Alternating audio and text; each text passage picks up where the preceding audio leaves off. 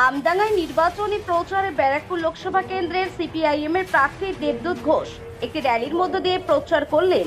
বৃহস্পতিবার আমডাঙ্গার হামিদপুর মোড় থেকে হেকমপুর আমডাঙ্গা হয়ে কামদেবপুর এলাকায় 34 নম্বর জাতীয় সড়কের উপর দিয়ে পায়ে হেঁটে সাধারণ মানুষের সঙ্গে জনসংযোগ।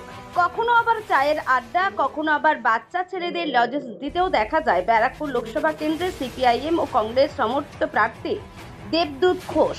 এদিন সঙ্গে প্রচারে ছিলেন সিপিআইএম দলের দীর্ঘদিনের লড়াকু নেতা Ahmad Ali Khan. Bureau report, NB Bangla media. Bangla থেকে বাংলা থেকে শান্তির দূত দেবদূতকে কাছে হাতুড়ি তারা চিনে ভোট দিন। মানব বিরোধী সরকার রয়েছে, যারা যা যা আইন করেছে সব কটা মানব বিরোধী, স্থায়ী কোনো পদই রাখছে না। আর এখানে কি হয়েছে, রাজ্য সরকার দেখছেন যে কোর্টের কাছে রোজই চড়থাপ্পড় খাচ্ছে।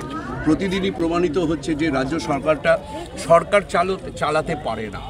তো সেইখানে দাঁড়িয়ে আমরা মানুষকে বোঝাচ্ছি এমন একটা সরকার নিয়ে আসুন যে সরকার মহিলাদের সুরক্ষা, কৃষিজীবী মানুষের সুরক্ষা, শ্রমিক মানুষের সুরক্ষা এবং পড়াশোনা করছে যারা, তাদের স্কুলগুলো উঠে যাচ্ছে। পশ্চিমবাংলায় আপনারা আজকে মাধ্যমিকের ফল প্রকাশ হয়েছে, এত সুন্দর সবাই রেজাল্ট করেছে, কিন্তু এর আড়ালের ছবিটা কি? স্কুলে তো টিচার নেই, স্টাফ নেই। মানুষের যে উৎসাহ উদ্দীপনা, লক্ষ লক্ষ টাকা, কোটি টাকার উপরে হবে, পার্থ ভৌমিক, অর্জুন সিংরা খরচ করছে, কিন্তু মানুষের কোনো উৎসাহ নেই। কিন্তু যদিও আমাদের media, print media, electronics media অনেককেই জানিয়েছি, কিন্তু বয়কট করেছে, তারা আসছে না।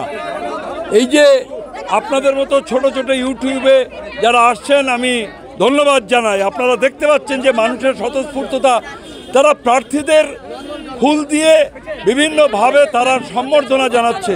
সময়ের অপেক্ষা, এটা দেশের ভোট। গোটা ভারতবর্ষে এনডিএর জোটের বিরুদ্ধে ইন্ডিয়া জোট, এবং ইন্ডিয়া জোট জয়লাভ করবে, এবং সেই ইন্ডিয়া জোটে আমরা সিপিআইএম অংশগ্রহণ করব এবারে। এবং সেই ইন্ডিয়া জোট যদি জয়ী হয়, এই আমডাঙ্গা ব্লক হচ্ছে কৃষিপ্রধান এলাকা, 70% মানুষ কৃষির উপরে নির্ভরশীল, ভারতবর্ষ কৃষিপ্রধান দেশ। সেই সরকার আসলে স্বামীনাথন, ডাক্তার স্বামীনাথন কমিশনের সুপারিশ যেটা বলেছিল নরেন্দ্র মোদী পালন করেনি, লাগু করেনি। অর্থাৎ কৃষকের উৎপাদিত ফসলের খরচ যা হবে, যদি 100 টাকা হয় 150 টাকা। আজকে ইন্ডিয়া জোটের সরকার ভারতবর্ষে আসলে সেই যে ডক্টর স্বামীনাথন কমিশনের যে সুপারিশ লাগু হবে, বেকার যুবকদের 30 লক্ষ, কেন্দ্রীয় সরকারের বিভিন্ন রেল দপ্তর থেকে আরম্ভ করে পদ খালি রয়েছে, শূন্য রয়েছে, 30 লক্ষ বেকার যুবক যুবতীদের চাকরির ব্যবস্থা হবে। লক্ষ্মী ভাণ্ডার এখানে আইন করা হবে। গোটা ভারতবর্ষে ইন্ডিয়া জোটের সরকার হলে গরিব মহিলাদের 8,500 টাকা করে মাসে দেয়া হবে। বেকার যুবকের চাকরি। সব থেকে বড় কথা হচ্ছে গণতন্ত্র ধ্বংস। এরা সংবিধান ধ্বংস করতে চাইছে। ভারতবর্ষের স্বাধীনতার পরে এরকম দেখা যায়নি। 146 জন সাংসদকে সংসদের বাইরে বার করে দিয়ে ডজন খানিক জনবিরোধী কালা কানুনেরা পাশ করেছে। সবটা আমরা বাতিল করে দেব ইন্ডিয়া জোটের সরকার আসলে। অলরেডি আরএসএস এবং বিজেপির যে ইন্টারনাল সার্ভে করেছে এই নির্বাচনকে সামনে রেখে 214-15টার বেশি আসন পাবে না। পশ্চিম বাংলায় এই চাকরি চুরি থেকে আরম্ভ করে এখানেও গণতন্ত্র ধ্বংস। এখানে বিভিন্ন ক্ষেত্রে কাটমানি থেকে শুরু করে দুর্নীতি হচ্ছে। পশ্চিম বাংলার মানুষ তৈরি হচ্ছে, মিরাকেল হবে, ইতিহাস তৈরি করবে পশ্চিম বাংলার মানুষ। এখানে তৃণমূল এবং বিজেপি দুটোর বিরুদ্ধেই লড়ছে। লাল ঝান্ডা এবং আমাদের জাতীয় কংগ্রেস সমর্থিত বিভিন্ন 42টা কেন্দ্রে প্রার্থী রয়েছে। এরা জয়ী হবে।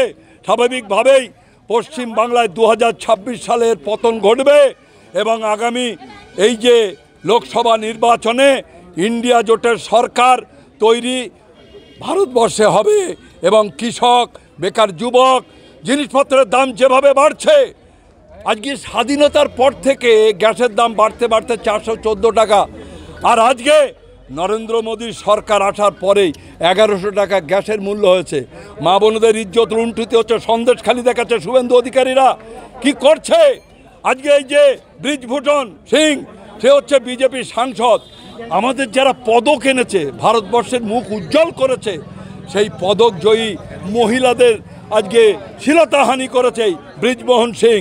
প্রধানমন্ত্রীর কাছে গেছে, অমিত শাহের কাছে গেছে, কোনো বিচার পায়নি, তাদের পদক রাস্তায় ফেলে দিয়েছে। আমরা চাই মায়েদের ইজ্জত রক্ষা করতে। গুরুত্বপূর্ণ খবর পেতে এনবি বাংলা মিডিয়ায় আপনারা চোখ রাখুন। সবার আগে সবার পাশে এনবি বাংলা মিডিয়া চ্যানেল।